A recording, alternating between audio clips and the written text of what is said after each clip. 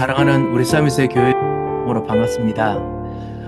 오늘은 우리 주일에 우리가 하지 못했던 우리 복음서 3 누가복음의 핵심 장들을 읽어가면서 그러면서 우리 같이 이 속에서 있는 그리스도를 같이 좀 볼까 합니다.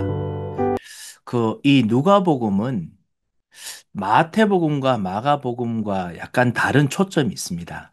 그것이 뭐냐면 누가복음은 그리스도께서 무엇을 하셨는가, 예수님께서 무엇을 하셨는가가 아주 초점이 있습니다. 그래서 그리스도께서 오시고 우리를 위해서 같이 고통당하시고 그리고 같이 살리는 사역을 하시고 제자들을 일으키시고 그리고 고난당하시고 죽으시고 부활하신 전반적인 그리스도의 모든 하셨던 일들, works에 대한 이야기들을 누가복음이 초점을 맞추고 있습니다. 즉 그리스도께서 왕 제사장 선지자로서 어떤 일을 하셨는가를 누가복음 통해서 그 누가를 통해서 이 같이 하나님께서 말씀해 주십니다. 마태복음은 마가복음은 예수님이 누구신가? 예수님의 신분에 대해서 참 하나님, 그리고 참 사람, 다윗의 자손, 우리 이스라엘의 왕, 이렇게 그 신분에 대해서 그 마태복음과 마가복음에 초점을 맞추고 있는데요. 누가복음은 이 예수 그리스도께서 무엇을 하셨는가에 초점을 맞추고 있습니다. 그래서 이런 측면에서 우리 핵심장들을 같이 읽어보면서 그리스도께서 우리를 위해서 무엇을 하셨는지를 우리 좀 초점을 좀 몇 군데를 보고 또 은혜를 받고자 합니다. 같이 한번 기도하겠습니다. 하나님 아버지 은혜를 감사를 드립니다. 오늘 정말 그리스도께서 무엇을 하셨는지 같이 보고 새 은혜와 힘을 얻기를 원합니다. 주님께서 역사하시고 성령으로 정말 우리들에게 알려주시고 깨닫게 하여 주시옵소서. 그리스도가 아니면은 우리는 이 세상에 어떠한 힘과 어떠한 능력도 누릴 수 없는 연약한 존재라는 것을 알고 있기에 오늘도 그리스도께서 우리의 주인이 되시며 말씀을 읽을 때마다 그리스도께서 우리 영혼을 밝히 여셔서 은혜를 충만히 부어 주실 것을 감사드립니다. 주여 오늘 우리 영혼에 주 예수의 영으로 충만케 하시고 주 예수의 능력으로 충만케 하시고 주 예수께서 치유하시며 응답하시는 그리스도의 나라 속으로 들어가도록 인도하여 주옵소서. 오늘도 주의 성령으로 우리를 변화시키시고 그리고 말씀 통해서 환하게 하나님의 영광을 누리는 시간 되도록 주여 은혜를 베풀어 주시옵소서. 오늘도 말씀과 만나는 시간을 주셔서 감사하고 예수 그리스도 이름으로 기도합니다. 아멘. 우리 첫 번째 누가복음이 2장이 핵심 장입니다. 누가복음 2장이 핵심 장으로 같이 있습니다. 아기 예수님 때부터 그리스도께서 무엇을 하셨느냐? 자, 그 부분이 초점으로 나와 있습니다. 그래서 우리 같이 누가복음 2장부터 같이 읽도록 하겠습니다. 공동체 성경 읽기를 통해서 우리 보도록 하겠습니다.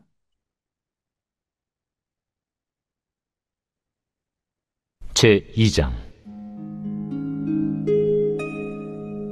그때 가이사 아구스도가 영을 내려 천하로 다 호적하라 하였으니 이 호적은 구레뉴가 수리아 총독이 되었을 때 처음 한 것이라. 모든 사람이 호적하러 각각 고향으로 돌아가매 요셉도 다윗의 집 족속이므로 갈릴리 나사렛 동네에서 유대를 향하여 베들레헴이라는 다윗의 동네로 그 약혼한 마리아와 함께 호적하러 올라가니 마리아가 이미 잉태하였더라. 거기 있을 그때 해산한 날이 차서 첫 아들을 낳아 강보로 싸서 구유에 누였으니 이는 여관에 있을 곳이 없음이로라. 그 지역의 목자들이 밤에 밖에서 자기 양떼를 지키더니 주의 사자가 곁에 서고 주의 영광이 그들을 두루 비추매 크게 무서워하는지라. 천사가 이르되 무서워하지 말라. 보라, 내가 온 백성에게 미칠 큰 기쁨의 좋은 소식을 너희에게 전하노라. 오늘 다윗의 동네에 너희를 위하여 구주가 나셨으니 곧 그리스도 주시니라. 너희가 가서 강부에 쌓여 구유에 뉘어 있는 나귀를 보리니 이것이 너희에게 표적이니라. 하더니 호련히 수많은 천군이 그 천사와 함께 하나님을 찬송하여 이르되 지극히 높은 곳에서는 하나님께 영광이요 땅에서는 하나님이 기뻐하신 사람들 중에 평화로다. 천사들이 떠나 하늘로 올라가니 목자가 서로 말하되 이제 베들레헴으로 가서 주께서 우리에게 알리신 바 이 이루어진 일을 보자. 빨리 가서 마리아와 요셉과 구유에 누인 아기를 찾아서 보고 천사가 자기들에게 이 아기에 대하여 말한 것을 전하니 듣는 자가 다 목자들이 그들에게 말한 것들을 놀랍게 여기되 마리아는 이 모든 말을 마음에 새기어 생각하니라. 목자들은 자기들에게 이르던 바와 같이 듣고 본 그 모든 것으로 인하여 하나님께 영광을 돌리고 찬송하며 돌아가니라. 할례할 8일이 되매 그 이름을 예수라 하니 곧 잉태하기 전에 천사가 일컬은 바로라. 모세의 법대로 정결 예식의 날이 차매 아기를 데리고 예루살렘에 올라가니 이는 주의 율법에 쓴 바 첫 해에 처음 난 남자마다 주의 거룩한 자라 하리라 한 대로 아기를 주께 드리고 또 주의 율법에 말씀하신 대로 산비둘기 한 쌍이나 혹은 어린 집비둘기 둘로 제사하려 함이더라. 예루살렘에 시몬이라 하는 사람이 있으니 이 사람은 의롭고 경건하여 이스라엘의 위로를 기다리는 자라. 성령이 그 위에 계시더라. 그가 주의 그리스도를 보기 전에는 죽지 아니하리라 하는 성령의 지시를 받았더니 성령의 감동으로 성전에 들어가매 마침 부모가 율법의 관례대로 행하고자 하여 그 아기 예수를 데리고 오는지라. 시몬이 아기를 안고 하나님을 찬송하여 이르되 주제여, 이제는 말씀하신 대로 종을 평안히 놓아주시는도다. 내 눈이 주의 구원을 보았사오니 이는 만민 앞에 예비하신 것이요 이방을 비추는 빛이요 주의 백성 이스라엘의 영광이니이다. 그의 부모가 그에 대한 말들을 놀랍게 여기더라. 시몬이 그들에게 축복하고 그의 어머니 마리아에게 말하여 이르되 보라, 이는 이스라엘 중 많은 사람을 패하거나 흥하게 하며 비방을 받는 표적이 되기 위하여 세움을 받았고 또 칼이 네 마음을 찌르듯 하리니 이는 여러 사람의 마음의 생각을 드러내려 함이니라. 또 아셀지파 바뉴엘의 딸 안나라 하는 선지자가 있어 나이가 매우 많았더라. 그가 결혼한 후 7해 동안 남편과 함께 살다가 과부가 되고 84세가 되었더라. 이 사람이 성전을 떠나지 아니하고 주야로 금식하며 기도함으로 섬기더니 마침 이때에 나와서 하나님께 감사하고 예루살렘의 속량을 바라는 모든 사람에게 그에 대하여 말하니라. 주의 율법을 따라 모든 일을 마치고 갈릴리로 돌아가 본 동네 나사렛에 이르니라. 아기가 자라며 강하여지고 지혜가 충만하며 하나님의 은혜가 그 위에 있더라. 그의 부모가 해마다 유월절이 되면 예루살렘으로 가더니 예수께서 12살 되었을 때에 그들이 이철기의 관례를 따라 올라갔다가 그 날들을 마치고 돌아갈 때에 아이 예수는 예루살렘에 머무셨더라. 그 부모는 이를 알지 못하고 동행 중에 있는 줄로 생각하고 하룻길을 간 후 친족과 아는 자 중에서 찾되 만나지 못하매 찾으면서 예루살렘에 돌아갔더니 사흘 후에 성전에서 만난즉 그가 선생들 중에 앉으사 그들에게 듣기도 하시며 묻기도 하시니 듣는 자가 다 그 지혜와 대답을 놀랍게 여기더라. 그의 부모가 보고 놀라며 그의 어머니는 이르되 아이야, 어찌하여 우리에게 이렇게 하였느냐. 보라, 내 아버지와 내가 근심하여 너를 찾았노라. 어찌하여 나를 찾으셨나이까? 내가 내 아버지 집에 있어야 될 줄을 알지 못하셨나이까? 그의 부모가 그가 하신 말씀을 깨닫지 못하더라. 예수께서 함께 내려가사 나사렛에 이르러 순종하여 받드시더라. 그 어머니는 이 모든 말을 마음에 두니라.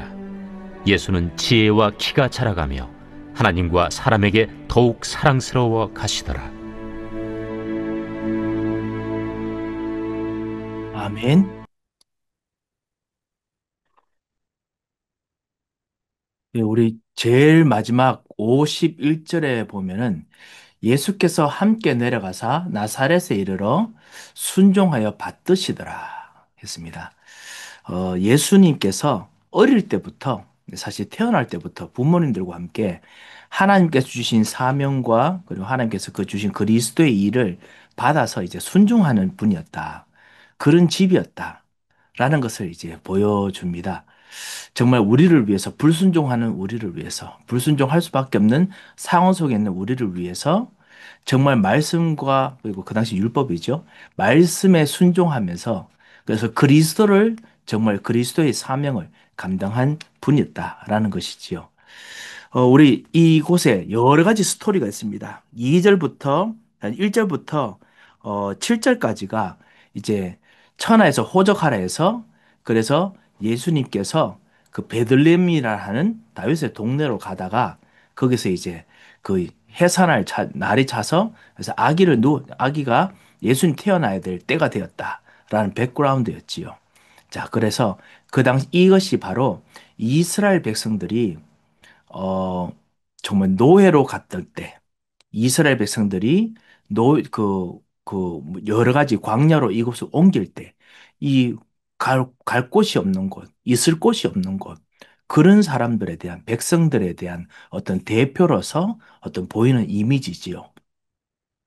우리들이 이 땅에 있지만은 우리가 마음을 둘 곳, 우리 생각을 둘 곳, 그리고 우리가 진짜 앞으로 영원히 있을 곳은 사실 없습니다. 마치 이 예수님께서 우리의 주인이 되셔서 이 갈 곳이 없는 우리들을 보듬어 주시고 싸매어 주셨던 이 아기 때부터 이 고통을 당했던 그런 모습들을 연상케 하지요. 그래서 우리는 우리의 모든 것을 알고 계시는 주 예수 그리스도를 의지합니다. 자, 그리고 이제 8절부터 시작해서 그 지역에 이제 목자들이 양떼를 지켜서 예수님께서 이제 태어나시지요. 그래서 8절부터 시작하여 그래서 21절까지 구체적으로 예수님께서 어떻게 오셨는지 목자들이 오고 천사들이 오는 것이 나타납니다. 그래서 11절에 보면 오늘 다윗의 동네에 너희를 위하여 구주가 나셨으니 그분이 누구냐? 그리스도 주시니라. 그리스도이시다라고 했습니다. 그래서 그리스도께서 태어나실 것에 대해서 이제 이야기를 하지요. 이 그리스도께서 12절에 너희가 강보에 싸서 구유에 누워 있는 아기를 보리니 이것이 너에게 표적이니라 하느라. 표적, 표징, 그리스도의 표징입니다. 왕 제사장 선지자의 표징이다라는 뜻도 있고요. 그 다음에 구약 성경에서 말하던 메시아의 표징입니다. 강보에 쌓여 구유에 누이는 아기, 그 왕이지만은 그렇지만은 그 구유에 짐승들과 같이 역임을 받는 그런 왕에 대한 이미지가 이사야서에 나와 있지요. 그래서 이것이 너에게 그 표시다라고 했습니다. 그리고 천사들이 하나님께 영광, 하늘, 그다음에 그리고 땅, 영광과 평화 이야기를 하면서 하늘과 땅의 모든 권세를 가지신 그리스도께서 태어나셨다라고 말씀을 하시죠. 그래서 천사들과 목자들, 천사들의 말에 목자들이 가서 그래서 마리와 요셉 만나서 그래서 천사가 자기에 대해서 말한 것을 다 전합니다. 그 마리아는 이 모든 말을 마음에 새기어 생각하니라. 부모님은 마치 이것을 순종하듯이 말씀과 메시지처럼 받습니다. 그리스도로서 가야 될 길을 보았다는 것이죠. 예수 그리스도를 정말 같이 모시고 있는 정말 우리들도 정말 생각하는 부분이고 렘넌트를 키우는 우리 모든 우리 조부모님들, 우리 부모님들도 같이 품어야 될 마음이죠. 하나님께서 우리에게 주신 이 하나님의 사람들, 렘넌트들이 바로 이런 하늘과 땅의 모든 권세를 가진 그리스도께서 역사하시는 이 그리스도를 또 품고 있는 그런 사람들입니다. 그래서 이런 것을 마음에 품고 있으면 어떻게 되느냐? 이제 실제로 말씀 따라서 움직이지요. 자, 이런 어떤 흐름들을 사명에 대한 것을 보고 있습니다. 아까 늦게 오신 분들을 위해서 다시 말씀드립니다. 누가복음은 마태복음과 마가복음과 달리 누가복음은 예수 그리스도께서 무엇을 하셨느냐, 이분의 사명, 하셨던 일에 대해서 쭉 설명하고 있습니다. 그래서 누가복음과 사도행전이 그 하셨던 일, works에 대한 이야기가 많습니다. 마태복음은 예수님께서 누구시냐? 유대인의 자손이고, 이 다윗의 자손이고, 그리고 참 인간이시고 참 왕이시다. 누구시냐? 이 신분에 대한 이야기고요. 마가복음도 이분의 신분에 대한 이야기입니다. 인자이시다. 라고 하는 신분인데요. 누가복음은 예수님께서 무엇을 하셨느냐, 왕, 제사장, 선지자로서 무엇을 하셨는지 설명하는 그런 이제 말씀으로 그 흐름이 되어 있습니다. 그래서 누가복음을 통해서 그리스도께서 왕, 제사장, 선지자로 무엇을 하셨는지 발견하시면 많은 은혜를 받으시고 또 이해도 하실 수 있을 것입니다. 그래서 이 예수님 태어나신 이야기를 하면서 하늘과 땅의 모든 권세를 가지신 분이 함께 계신다라는 것을 부모님이 알고 이 마리아는 이 모든 말을 마음에 새겨 생각하니라. 부족하지만 마음에 품고 있지요. 그리고 이제 그 다음 또 이야기가 뭐냐? 22절부터 모세의 법대로 정결의 날이 참에 아기를 데리고 예루살렘에 올라간다라는 이야기가 또 시작됩니다. 그래서 아기 예수의 정결 예식, 그때 만난 두 사람들 시몬과 안나의 이야기가 나오지요. 자, 그것이 40절까지 되어 있습니다. 아기 예수임에도 불구하고 부모님부터 시작해서 이 하나님께 주신 이 사명을 가지고 이제 나름대로 이 그릇대로 갑니다. 자, 그릇대로 간다는 걸 제가 일부러 강조를 하는데요. 모세 법대로 정결 예식이 날이 참에 사실 옛날에 모세 율법은 정결 예식임은 어, 그 우리 어머니들이 아기를 놓고 난 후에 흘린 피들, 그다음에 생리한 이후에 이 흘린 피들을 깨끗게 하는 예식이 정결 예식이었는데 그 이후에 분명히 그 율법이나 이런 것들이 많이 좀 지켜질 것이 많아져서 그래서 세례 요한 때도 그랬고요. 이 예수님 때도 그렇고 많은 유대인들이 아기가 태어나고도 정결 예식을 했던 것 같습니다. 그래서 희생제사 드리고 깨끗게 하는 하나님 예물 드리고 그렇게 했던 걸로 보입니다. 그래서 이 어떤 모세 법대로 정결 예식을 이 날이 정결 예식을 드리려고 갑니다. 그래서 율법에 쓴 바 최태의 첫 난자마다 주의 거룩한 자를 한 대로 아기를 죽게 드리고 말씀을 따라가려고 하는 부모님들의 모습을 보이지요. 그 요셉과 마리아가 대단하다 이걸 말하려고 하는 것이 아니죠. 그리스도께서 사명을 가져오신 것을 가지고 그리스도를 같이 모시고 있는 가정으로서 같이 인도받으려고 하는 이런 정말 보기 좋은 진짜 은혜 받는 모습들을 보이죠. 성령께서 그렇게 또 하게 하셨다고 믿습니다. 그래서 말씀대로 가려고 합니다. 24절에 주의 율법에 말씀하신 대로 산 비둘기 한 쌍이나 혹은 어립 집 비둘기 둘로 제사하려 함이더라. 사실은 이 말씀을 통해서 알 수 있는 것이 뭐냐? 요셉과 마리아 집안이 부자는 아니구나. 엄청 가난한 사람이구나라는 것을 알 수 있습니다. 모세 율법에 따르면 이 정결 예식이나 이런 모든 예식 드릴 때 보통 부자들은 무엇을 하느냐? 이제 동물을 주님께 드립니다. 그래서 양이나 이런 염소 이런 것을 들여서 그래서 깨끗하게 씻습니다. 그래서 속죄하고 그렇게 하거든요. 정말 좀 더 조금 더 좀 덜한 사람들은 이 곡물을 가지고 가서 그래서 엄청난 몇 에바 되는 곡물을 주께 들어가서 그거를 이제 주님께 드리고 그래서 이제 속죄합니다. 그리고 난 후에 그 레위기에 우리가 읽었듯이 가난한 사람들은 산비둘기나 아니면 어린 집비둘기로 드려서도 제사할 수 있다라고 했거든요. 이 가난하다라는 뜻이 있습니다. 가난하지만은 말씀을 따라가는 사람들. 궁핍하지만은 말씀에 따라 인도받는 그 사람들, 아기 예수와 함께 같이 가는 사람들. 이것 통해서 성경에 보여주는 이미지 뭐냐? 어린 예수님은 어릴 때부터 집안 그부터 말씀과 그리고 하는 성경에 말한 것을 순종하려고 하는 자들이다. 아까 제일 뒤에 51절 있었지요. 순종하는 분이다라는 부분을 볼 수 있습니다. 자, 이렇게 갔을 때 두 사람을 만납니다. 첫 번째는 시몬이죠. 25절에 예루살렘에 시몬이라 하는 사람이 있으니 경건하고 의롭고 또 이스라엘 위로를 기다리는 자라. 성령이 그 위에 계시더라. 정말 그리스도를 기다리는 사람이고 복음화를 기다리는 사람. 그리고 성령의 인도 역사를 계속 보는 사람입니다. 참 너무 귀한 사람이죠. 우리들도 이런 사람이 같이 되었으면 합니다. 그래서 특별히 26절 그가 주의 그리스도를 보기 전에는 죽지 아니하리라는 성령의 지시를 받았더니 마치 우리들에게는 정말 땅끝까지 이르러 증인 되리라 복음화 된다는 그 메시지를 우리들에게 주신 것처럼 이 사람이 그런 어떤 성령의 지시를, 말씀을 받았습니다. 그래서 성령의 감동으로 성전에 들어갔는데 아기 예수가 부모님이 율법의 관례대로 행하고자 해서 데려오는 걸 보았습니다. 시몬이 성령으로 말미암아 바로 이 아기 예수님 알아봅니다. 이분이 바로 그리스도시구나. 그래서 하나님을 찬송합니다. 주제여 이제는 말씀하신 대로 종을 평안히 놓아 주시는도다.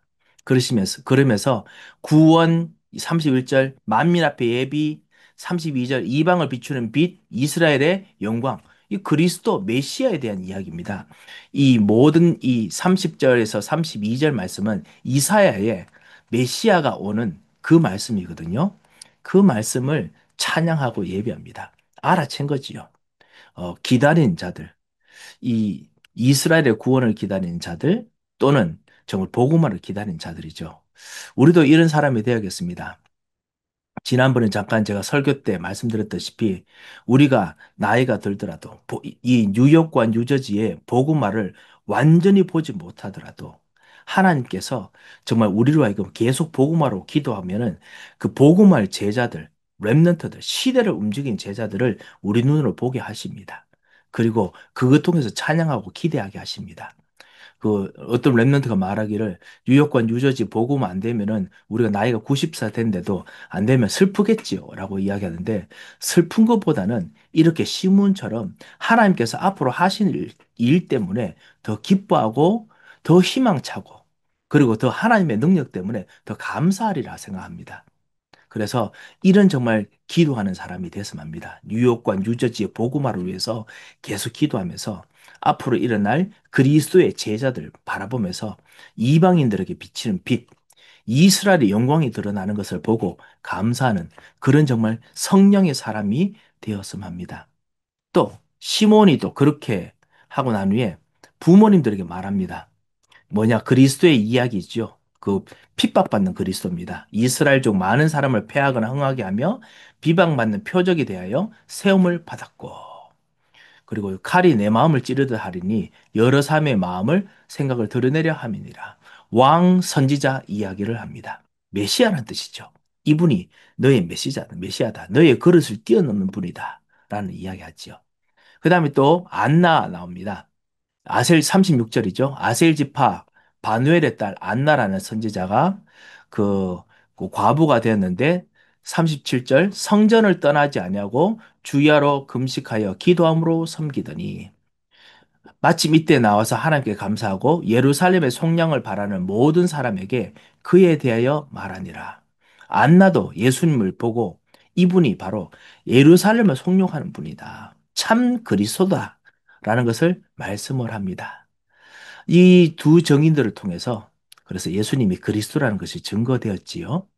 그리고 이거 하는데도 부모님들이 말씀에 순종합니다. 자, 그런 아기 예수는 어릴 때부터 말씀에 순종했다. 그리고 난 이후에 또 40절부터 아기가 자라며 지혜가 충만하여 하나님 은혜가 그 위에 있더라. 41절에 다시 또 12살 된 이야기들 나오지요. 그러다가 성전에서 그 분명히 절기 관례대로 올라갔다가 예수님을 찾지 못합니다. 나중에 부모님 열심히 찾다가 다시 예루살렘 갔더니 사흘 후에 46절 사흘 후에 성전에서 만난즉 그가 선생들 중에 앉으사 그들에게 듣기도 하시고 묻기도 하시니 듣는 자가 다 그 지혜와 대답을 놀랍게 여기더라. 예수님께서 아무래도 말씀에 그 어릴 때도 분명히 깊은 아무래도 그리스도로서 주신 하나님의 지혜가 있었겠지요.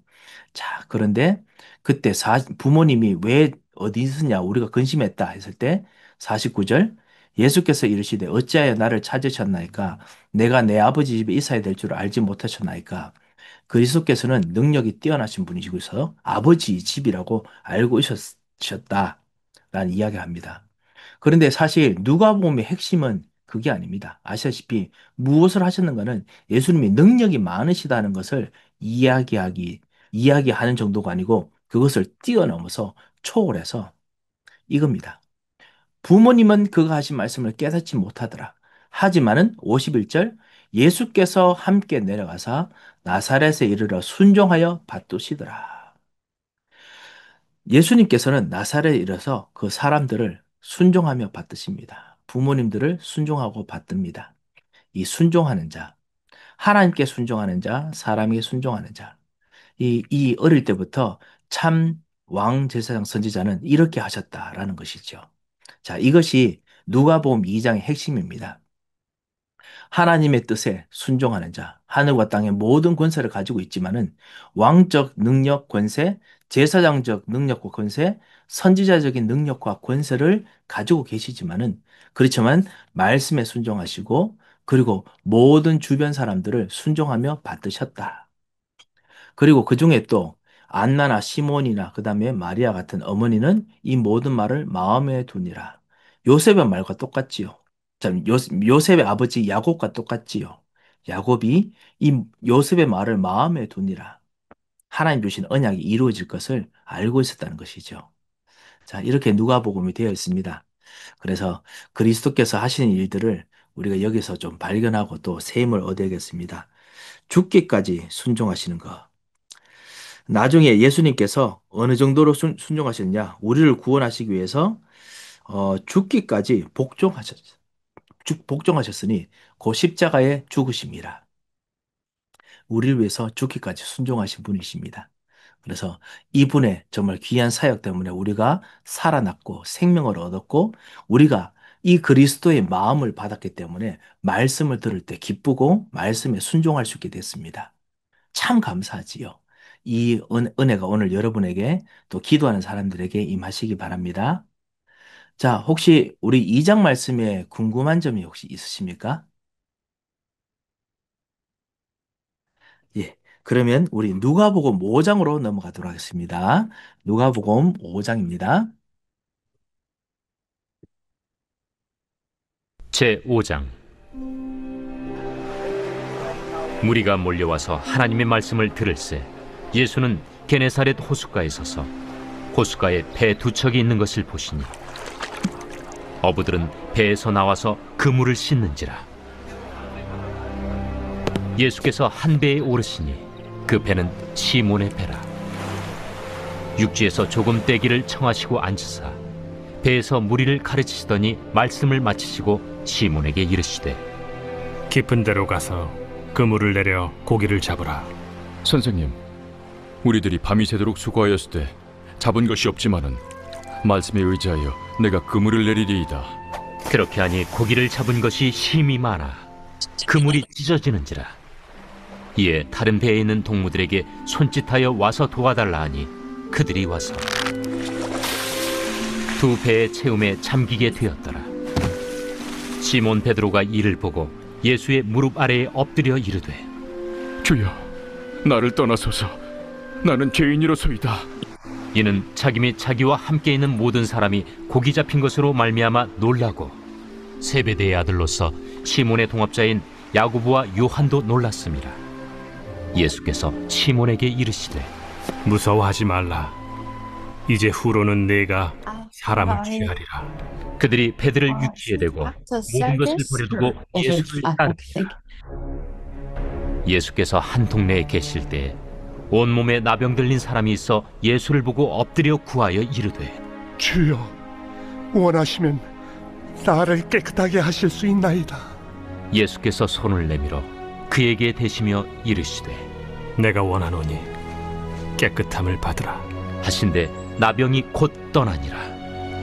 예수께서 그를 경고하시되 아무에게도 이르지 말고 가서 제사장에게 내 몸을 보이고 또 내가 깨끗하게 됨으로 인하여 모세가 명한 대로 예물을 드려 그들에게 입증하라.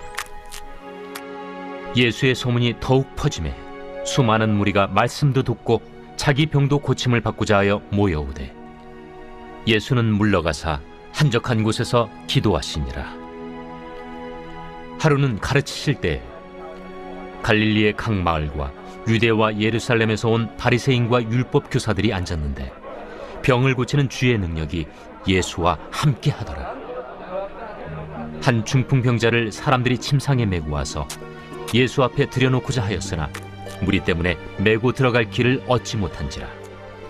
지붕에 올라가 기와를 벗기고 병자를 침상째 무리 가운데로 예수 앞에 달아내리니 예수께서 그들의 믿음을 보시고 이르시되 이 사람아, 내 죄 사함을 받았느니라. 서기관과 바리새인들이 생각하여 이르되 이 신성모독하는 자가 누구냐? 오직 하나님 외에 누가 능히 죄를 사하겠느냐? 예수께서 그 생각을 아시고 대답하여 이르시되 너희 마음에 무슨 생각을 하느냐? 내 죄 사함을 받았느니라 하는 말과 일어나 걸어가라 하는 말이 어느 것이 쉽겠느냐? 그러나 인자가 땅에서 죄를 사하는 권세가 있는 줄을 너희로 알게 하리라 하시고 중풍병자에게 말씀하시되 내가 네게 이르노니 일어나 내 침상을 가지고 집으로 가라.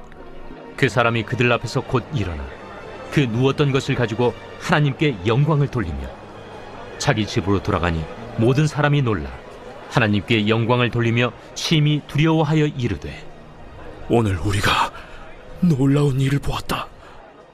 그 후에 예수께서 나가사 내유라 하는 세리가 세관에 앉아있는 것을 보시고 나를 따르라. 그가 모든 것을 버리고 일어나 따르니라. 레위가 예수를 위하여 자기 집에서 큰 잔치를 하니 세리와 다른 사람이 많이 함께 앉아있는지라. 바리새인과 그들의 서기관들이 그 제자들을 비방하여 이르되 너희가 어찌하여 세리와 죄인과 함께 먹고 마시느냐? 예수께서 대답하여 건강한 자에게는 의사가 쓸데없고 병든 자에게라야 쓸데있나니 내가 의인을 부르러 온 것이 아니요 죄인을 불러 회개시키러 왔노라. 요한의 제자는 자주 금식하며 기도하고 바리새인의 제자들도 또한 그리하되 당신의 제자들은 먹고 마시나이다. 혼인집 손님들이 신랑과 함께 있을 때 너희가 그 손님으로 금식하게 할 수 있느냐?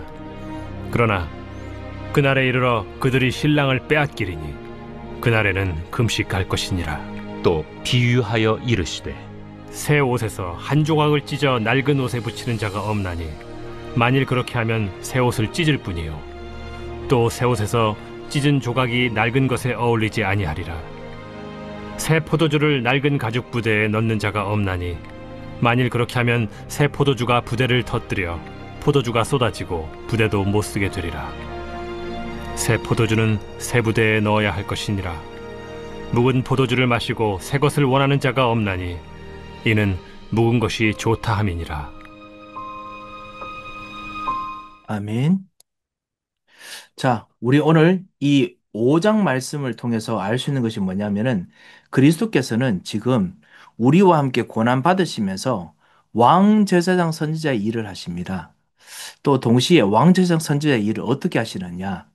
이것이 말씀을 전파하시고 그리고 복음을 전파하시고 병든 자를 고치시고 그리고 또 가르치십니다. 무리를 가르치십니다. 그래서 첫 번째 있는 것이 뭐냐면은 제자들을 부르시면서 가르치시는 사역에 대해서 이야기를 합니다. 누가복음 5장 1절에서 11절이죠. 그래서 이 시몬, 야고보, 요한을 부르시는 말씀입니다. 그 이후에 또 12절부터는 나병 들린 사람을 깨끗게 하십니다. 그래서 16절까지 나병 들린 자를 깨끗게 하는데 제사장으로서 깨끗게 하시는 것을 보여주시죠. 치유하십니다. 그리고 17절부터는 또 중풍병자를 고치십니다. 중풍병자를 고치시는데 중풍병자에게 그냥 병을 고치시는 정도가 아니고 그 죄에 대해서 해결하는 것. 그 20절 예수께서 그들의 믿음을 보시고 이르되 이 사람아 내 죄 사함을 받았느니라 하시니 죄 사함 하시는 그리스도 참 왕, 참 선지자 그리스도를 또 보여주십니다. 이런 이야기를 같이 하시죠. 그래서 24절 인자가 땅에서 죄를 사하는 권세가 있는 줄을 너희로 알게 하리라. 죄까지 사하시는 권세가 있는 참 왕, 참 제사장이십니다. 그래서 이런 분임을 같이 또 보여주십니다. 이분이 지금 우리와 같이 계시고 말씀을 통해서 우리들에게 역사하십니다. 그래서 죄를 사하시고 우리를 치유하시는 분인 줄 믿습니다. 그리고 27절 말씀부터 이제 레위를 부릅니다. 27절 그 후에 예수께서 나가사 레위라 하는 세리가 세관에 있는 것을 보시고 이 세리까지 죄인까지 가르치셔서 치유하시고 서밋으로 만드십니다. 제자로 만드시죠. 그래서 묻습니다. 어떻게 이 세리와 함께 먹고 마십니까? 죄인과 먹고 마십니까? 그때 이 가르치시는 분으로서 선지자이시면서도 제사장인 분임을 설명합니다. 31절 예수께서 대답하여 이르시되 건강하는 자에게는 의사가 쓸데없고 병든 자에게만 쓸데있나니 내가 의인을 부르러 온 것이 아니요 32절이죠. 죄인을 불러 회개시키러 왔노라. 참 은혜되는 말씀이죠. 그래서 죄인 같은 우리를 불러서 회개시키고 의인으로 바꾸시고 제자로 만드십니다. 그래서 그 모든 예수님과 함께 있을 때는 정말 기뻐하고 축제처럼 해야 된다. 그래서 우리는 주일을 축제로 합니다. 연약하고 부족하지만 축제를 해야 됩니다. 만약에 우리의 깨끗함을 자랑하는 것을 해야 된다면 우리는 날마다 초상쳐야 됩니다. 왜냐? 우리는 날마다 부족한 것들이 항상 보이기 때문에 완벽하지 못합니다. 하지만 주님과 함께 있기 때문에 그걸 우리는 축제로 여깁니다. 우리의 연약한 거, 우리의 죄를 바꾸신 분이기 때문에 축제로 여기지요. 자, 그렇게 우리가 이 말씀을 같이 보고 또 이해를 하고 있습니다. 특별히 5장 1절에서 11절 말씀을 다시 한번 좀 보도록 하겠습니다. 예수님께서 참 그 가르치는 선지자로서 오셔서 그래서 실제로 이 제자들에게 어떤 부분을 보여주셨는지 좀 보겠습니다. 1절 11절이 시몬 그다음 그 야고보 요한을 부르시는데요. 다른 성경에 없는 상세한 부분들이 나와 있습니다. 그래서 4절에 보면 그 시몬에게 이르시되 깊은 데로 가서 고기를 잡으라. 말씀 전하시고 난 후에 깊은 데로 가서 고기를 잡으라. 이 말씀을 전하시는 참 선지자뿐만 아니라 이 3절에 배에서 무리를 가르치시더니 말씀 전하셨죠. 그런데 이 종교적인 부분뿐만 아니라 모든 다른 일들, 경제에 대해서도 해답을 가지고 계신 분이다. 말씀하십니다. 하나님의 말씀은 우리의 경제와 우리 미래에 대한 해답을 알려주십니다. 지혜를 주십니다. 깊은 데로 가서 내려 고기를 잡으라. 그때 5절에 시몬이 대답하여 이르되 우리들이 밤새도록 수고하였으되 잡은 것이 없지만은 말씀에 의지하여 내가 그물을 내리리이다. 하나님의 그 말씀 앞에서는 본인이 엑스퍼트입니다. 전문가입니다. 하지만은 하나님 말씀 앞에서는 무지를 고백합니다. 하나님의 말씀 앞에서는 무능력을 고백합니다. 하나님 말씀 앞에서는 정말 실패를 고백하지요. 절대 실패일 수밖에 없는 것을 고백합니다. 그리고 그 고백 속에서 다시 하나님께서 회복하십니다. 우리의 무능력과 무지도 치유하시는 분이죠. 참 제사장적인 부분, 선지자이시면서 제사장적인 부분이 보입니다. 그래서 특별히 8절 보면 더 재밌습니다. 시몬 베드로가 이를 보고 예수의 무릎 아래 엎드려 이르되 주여 나를 떠나소서 나는 죄인으로소이다 하니 알게 됐습니다. 내가 이렇게 무능력하구나. 내가 이렇게 원죄 속에 아직 있던 그런 사람이었구나. 그것을 알게 됩니다. 나는 죄인으로소이다. 자, 그래서 무능력, 무지, 절대 실패 이걸 보았는데요. 그때 예수님께서 10절 시몬에게 말씀하시되 무서워하지 말라. 이제후로는 내가 사람을 취하리라 하시니 무서워하지 말라라는 뜻 안에 당신이 하나님이시고 그 다음에 좀 살아계신 하나님의 아들이심을 말씀하는 것이지요. 자, 그리고 내가 사람을 취하리라. 미래에 대한 해답을 말씀해 주십니다. 참 선지자. 그래서 여기서 참 왕 제사장 선지자, 선지자와 참 제사장 이런 어떤 부분들이 많이 보입니다. 오늘 잠깐 여러분이 느끼셨겠지만은 누가복음에는 왕 제사장 선지자 역할이 하나씩 하나씩 있는 것이 아니고 서로 겹쳐 있습니다. 왕이고 제사장이시고 아니면 선지자이시고 제사장이시고 이런 어떤 부분들이 나와 있습니다. 이것 통해서 우리가 알 수 있는 것이 뭐냐면 그리스도는 삼중직, 이 왕제장 선지자를 하나로 다 가지고 서로 교통하면서 소통하시면서 우리를 살리시는 분이라는 것을 알 수 있지요. 자, 이런 부분을 우리 녹아보면서 보았습니다. 우리의 무능력, 우리의 무지, 우리의 실패도 주님께서 오늘도 말씀을 통해서 또다시 살리고 역사하십니다. 그래서 기도 통해서도 역사하시고 살리시고 예배 통해서 또 살리십니다. 이 축복이 오늘도 여러분에게 넘치시길 바랍니다. 혹시 우리 궁금한 점이 5장 부분에 있으신가요?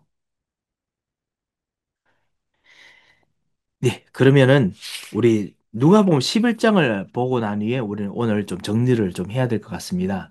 꽤 좀 길게 하게 됐는데요.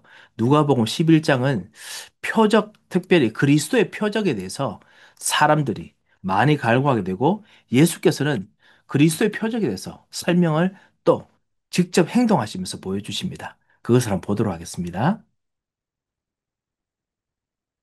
제 11장. 예수께서 한 곳에서 기도하시고 마치심에 제자 중 하나가 여짜오되, 주여, 요한이 자기 제자들에게 기도를 가르친 것과 같이 우리에게도 가르쳐 주옵소서. 너희는 기도할 때 이렇게 하라. 아버지여, 이름이 거룩히 여김을 받으시오며 나라가 임하시오며 우리에게 날마다 일용할 양식을 주시옵고 우리가 우리에게 죄 지은 모든 사람을 용서하오니 우리 죄도 사하여 주시옵고 우리를 시험에 들게 하지 마시옵소서 하라. 너희 중에 누가 벗이 있는데 밤중에 그에게 가서 말하기를, 벗이여, 떡 3덩이를 내게 구워달라. 내 벗이 여행 중에 내게 왔으나 내가 먹일 것이 없노라 하면, 그가 안에서 대답하여 이르되, 나를 괴롭게 하지 말라. 문이 이미 닫혔고 아이들이 나와 함께 침실에 누웠으니 일어나 내게 줄 수가 없노라 하겠느냐. 내가 너희에게 말하노니 비록 벗됨으로 인하여서는 일어나서 주지 아니할지라도 그 간청함을 인하여 일어나 그 요구대로 주리라. 내가 또 너희에게 이르노니 구하라, 그러면 너희에게 주실 것이요, 찾으라, 그러면 찾아낼 것이요, 문을 두드리라, 그러면 너희에게 열릴 것이니, 구하는 이마다 받을 것이요, 찾는 이는 찾아낼 것이요, 두드리는 이에게는 열릴 것이니라. 너희 중에 아버지 된 자로서 누가 아들이 생선을 달라 하는데 생선 대신에 뱀을 주며 알을 달라 하는데 전갈을 주겠느냐? 너희가 악할지라도 좋은 것을 자식에게 줄 줄 알거든 하물며 너희 하늘 아버지께서 구하는 자에게 성령을 주시지 않겠느냐? 예수께서 한 말 못하게 하는 귀신을 쫓아내시니 귀신이 나가매 말 못하는 사람이 말하는지라. 무리들이 놀랍게 여겼으나 그 중에 더러는 말하기를, 그가 귀신의 왕 바알세불을 힘입어 귀신을 쫓아낸다. 또 더러는 예수를 시험하여 하늘로부터 오는 표적을 구하니 예수께서 그들의 생각을 아시고 이르시되, 스스로 분쟁하는 나라마다 황폐하여지며 스스로 분쟁하는 집은 무너지느니라. 너희 말이 내가 바알세불을 힘입어 귀신을 쫓아낸다 하니, 만일 사탄이 스스로 분쟁하면 그의 나라가 어떻게 서겠느냐? 내가 바알세불을 힘입어 귀신을 쫓아내면 너희 아들들은 누구를 힘입어 쫓아내느냐? 그러므로 그들이 너희 재판관이 되리라. 그러나 내가 만일 하나님의 손을 힘입어 귀신을 쫓아낸다면 하나님의 나라가 이미 너희에게 임하였느니라. 강한 자가 무장을 하고 자기 집을 지킬 때에는 그 소유가 안전하되, 더 강한 자가 와서 그를 굴복시킬 때에는 그가 믿던 무장을 빼앗고 그의 재물을 나누느니라. 나와 함께 하지 아니하는 자는 나를 반대하는 자요, 나와 함께 모으지 아니하는 자는 해치는 자니라. 더러운 귀신이 사람에게서 나갔을 때 물 없는 곳으로 다니며 쉬기를 구하되 얻지 못하고 이에 이르되, 내가 나온 내 집으로 돌아가리라 하고 가서 보니 그 집이 청소되고 수리되었거늘 이에 가서 저보다 더 악한 귀신 7을 데리고 들어가서 거하니 그 사람의 나중 형편이 전보다 더 심하게 되느니라. 이 말씀을 하실 때 무리 중에서 한 여자가 음성을 높여 이르되, 당신을 뵌 태와 당신을 먹인 저지 복이 있나이다. 오히려 하나님의 말씀을 듣고 지키는 자가 복이 있느니라. 무리가 모였을 때 예수께서 말씀하시되, 이 세대는 악한 세대라 표적을 구하되 요나의 표적밖에는 보일 표적이 없나니, 요나가 니느웨 사람들에게 표적이 됨과 같이 인자도 이 세대에 그러하리라. 심판 때에 남방 여왕이 일어나 이 세대 사람을 정죄하리니, 이는 그가 솔로몬의 지혜로운 말을 들으려고 땅 끝에서 왔음이거니와 솔로몬보다 더 큰 이가 여기 있으며 심판 때에 니느웨 사람들이 일어나 이 세대 사람을 정죄하리니 이는 그들이 요나의 전도를 듣고 회개하였음이거니와 요나보다 더 큰 이가 여기 있느니라. 누구든지 등불을 켜서 움속에나 말 아래에 두지 아니하고 등경 위에 두나니 이는 들어가는 자로 그 빛을 보게 하려 함이라. 내 몸의 등불은 눈이라. 내 눈이 성하면 온 몸이 밝을 것이요 만일 나쁘면 내 몸도 어두우리라. 그러므로 내 속에 있는 빛이 어둡지 아니한가 보라. 내 온 몸이 밝아 조금도 어두운 데가 없으면 등불의 빛이 너를 비출 때와 같이 온전히 밝으리라. 예수께서 말씀하실 때에 한 바리새인이 자기와 함께 점심 잡수시기를 청함으로 들어가 앉으셨더니 잡수시기 전에 손 씻지 아니하심을 그 바리새인이 보고 이상히 여기는지라. 너희 바리새인은 지금 잔과 대접의 겉은 깨끗이 하나 너희 속에는 탐욕과 악독이 가득하도다. 어리석은 자들아, 겉을 만드신 이가 속도 만들지 아니하셨느냐? 그러나 그 안에 있는 것으로 구제하라. 그리하면 모든 것이 너희에게 깨끗하리라. 화 있을진저 너희 바리새인이여, 너희가 박하와 운양과 모든 채소의 11조는 들이되 공의와 하나님께 대한 사랑은 버리는도다.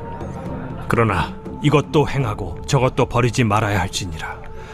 화 있을진저 너희 바리새인이여, 너희가 회당의 높은 자리와 시장에서 문안받는 것을 기뻐하는도다. 화 있을진저 너희여, 너희는 평토장한 무덤 같아서 그 위를 밟는 사람이 알지 못하느니라. 한 율법 교사가 예수께 대답하여 이르되, 선생님, 이렇게 말씀하시니 우리까지 모욕하심이니이다. 화 있을진저 또 너희 율법 교사여, 지기 어려운 짐을 사람에게 지우고 너희는 한 손가락도 이 짐에 대지 않는도다. 화 있을진저 너희는 선지자들의 무덤을 만드는도다. 그들을 죽인 자도 너희 조상들이로다. 이와 같이 그들은 죽이고 너희는 무덤을 만드니 너희가 너희 조상의 행한 일의 증인이 되어 옳게 여기는도다. 그러므로 하나님의 지혜가 일렀으되 내가 선지자와 사도들을 그들에게 보내리니 그 중에서 더러는 죽이며 또 박해하리라 하였느니라. 창세 이후로 흘린 모든 선지자의 피를 이 세대가 담당하되 곧 아벨의 피로부터 제단과 성전 사이에서 죽임을 당한 사가랴의 피까지 하리라. 내가 너희에게 이르노니 과연 이 세대가 담당하리라. 화 있을진저 너희 율법 교사여, 너희가 지식의 열쇠를 가져가서 너희도 들어가지 않고 또 들어가고자 하는 자도 막았느니라. 거기서 나오실 때 서기관과 바리새인들이 거세게 달려들어 여러 가지 일을 따져 묻고 그 입에서 나오는 말을 책잡고자 하여 노리고 있더라. 아멘. 누가복음 11장은 예수님께서 그리스도로서 표적을 보여주시는 것에 대한 말씀입니다.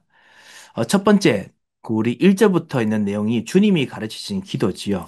근데 특별히 여기서 누가복음이 똑같이 강조하는 것이 뭐냐? 요한이 자기 제자들에게 1절에 있듯이 자기 제자들에게 기도를 가르친 것 같이 우리에게 가르쳐 주옵소서. 특별히 제자들이 해야 될 기도, 그리스도를 따라가는 제자, 정말 그리스도의 하나님 나라의 일꾼들이 해야 되는 기도가 무엇입니까? 그때 하는 기도가 주님 가르치는 기도입니다. 아버지여, 하나님을 아버지라 부를 수 있는 것.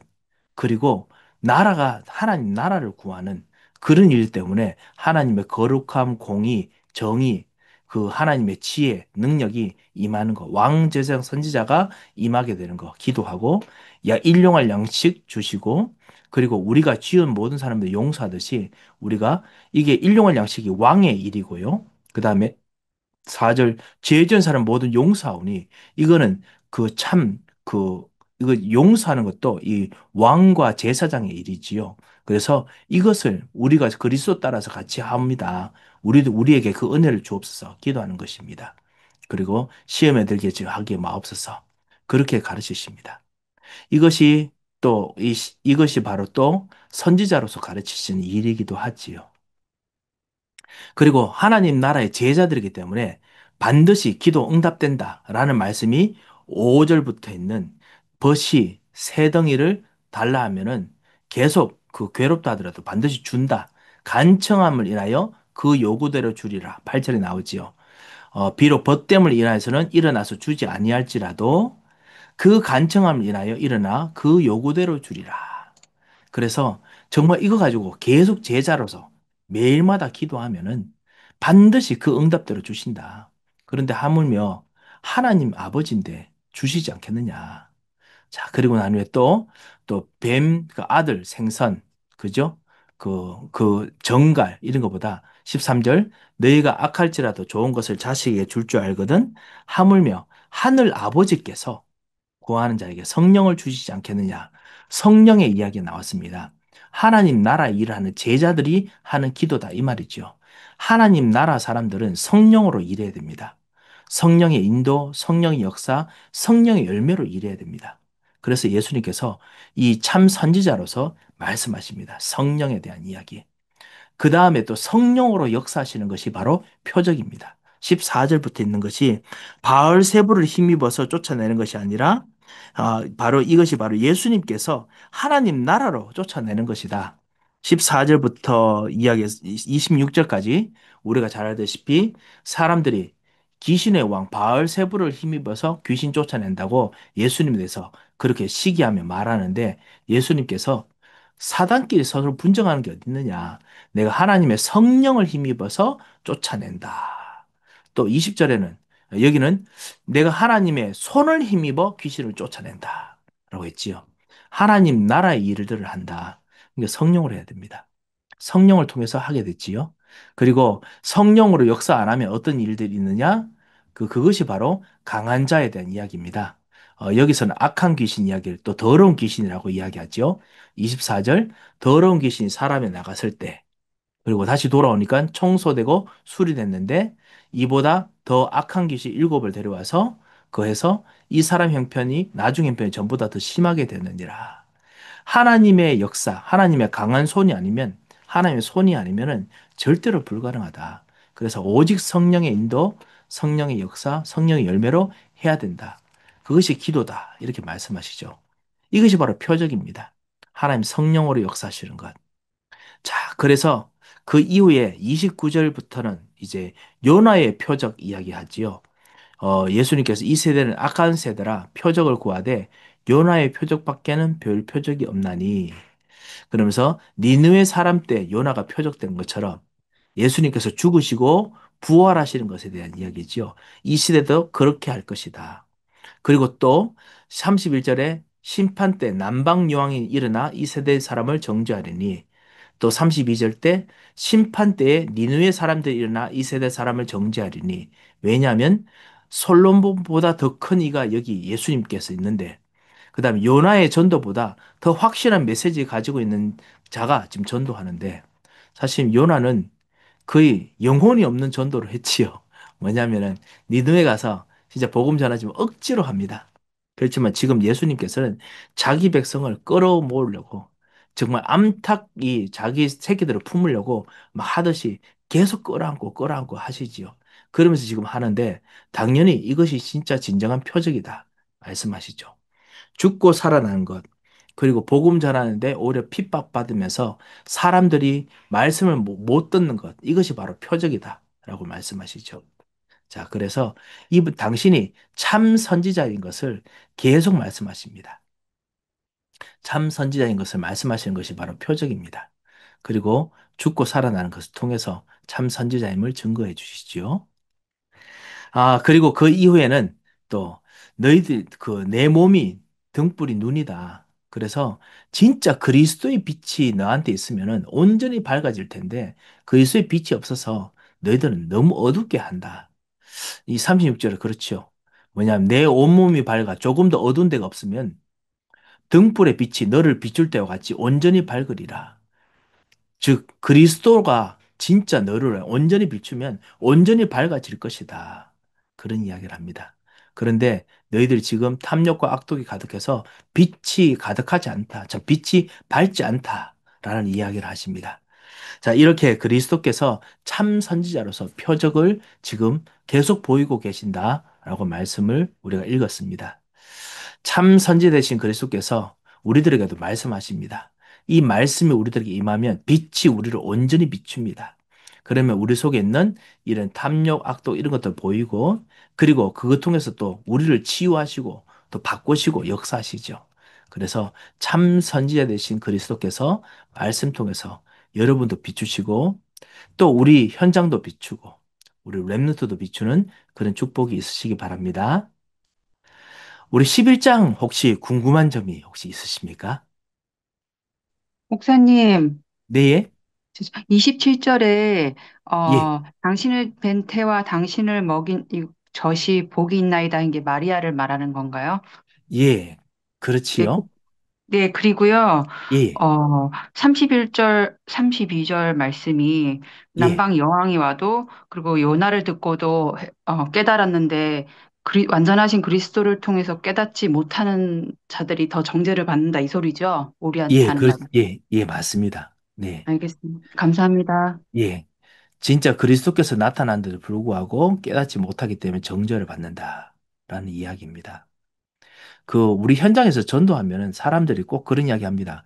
이수신 장군이 더 의인이었는데 그 사람 구원받았습니까? 이렇게 꼭 묻지요. 이 현장에서 전도하면 꼭 그런 거 묻습니다. 사람들이요. 이거 자주 묻는데요. 그때마다 말합니다. 하나님께서 각 시대마다 그리스도 같은 비슷한 사인을 보여주셨습니다. 그리스도의 그림자만 붙잡아도 하나님께서 구원하십니다. 그런데 사실은 자꾸만 옛날 다른 사람들 이야기하지 말고 지금 당신을 좀 쳐다보십시오. 이제 그런 식으로 이제 둘러 말합니다. 애둘러 말합니다. 지금은 그리스도가 확실하게 드러나는데 당신은 안 믿으려고 합니다. 이제 마치 이 심판 때 이 니느웨 사람 이 정죄하는 것처럼요. 그 다음에 지금 그리스도가 왔는데도 불구하고 이걸 안 믿으려고 합니다. 옛날 사람 막 핑계 대면서요. 이제 그런 이제 부분들이 이제 보여서 이제 우리 현장하고 너무 비슷한 부분들 보이지요. 정말 주님께서 사실 우리도 그런 사람들인데 우리를 바꾸셔서 우리를 구원하시고 믿게 만드셨습니다. 참 얼마나 감사한지요. 그리고 주님께서 우리 현장의 사람들을 정말 믿고 구원토록 주께서 반드시 역사할 줄 믿습니다. 저 어두운 눈을 누가 뜨게 하겠습니까? 못 뜹니다. 저 진짜 어두운 마음, 이 등경 불을 어떻게 밝히겠습니까? 못 밝힙니다. 오직 하나님의 능력 외에는 불가능합니다. 그래서 오직 성령의 역사, 인도, 열매 외에는 불가능합니다. 그래서 제자들이 기도하듯이 하늘에 계신 우리 아버지여, 이름이 이 현장에, 이 자녀들에게, 이 렘넌트들에게, 이 전도 현장에 거룩히 여김을 받으시고 나라가 임하게 없어서 그래서 왕, 제사장, 선지자 역사가 일어나게 하옵소서 우리가 기도하라고 예수님께서 시키신 것입니다. 그래서 기도하시면서 또 참다한 은혜와 복을 많이 얻으시기 바랍니다. 예, 우리 시간이 다 됐습니다. 그래서 우리 누가복음 우리 11장까지 우리 핵심장을 읽어봤습니다. 여러분과 우리가 주신 이 하나님의 은혜 가지고 또 승리하시는 하루 되시기 바랍니다. 제가 한번 기도하겠습니다. 하나님 아버지 은혜를 감사를 드립니다. 정말 우리를 살리시고 우리를 일으키신 주님, 우리들에게도 영안을 열게 하셔서 그리스도를 깨닫게 하신 주님 참으로 감사를 드립니다. 오늘도 예수 그리스도 이름으로 기도하다가 주의 나라가 임하게 하시고 뜻이 하늘에서 이룬 같이 이루어지게 하시고 이 빛이 온몸을 밝게 하는 것처럼 이 빛이 현장의 사람들에게 우리 후대들에게 그리고 정말 전도 현장하는 제자들에게 충만하게 임하게 하시고 특별히 우리 교회를 앞으로 섬길 모든 우리 일꾼들에게 충만에 임하도록 주님 역사하여 주시옵소서. 하나님께서 은혜를 주실 것을 믿고 감사하고 예수 그리스도 이름으로 기도합니다. 아멘.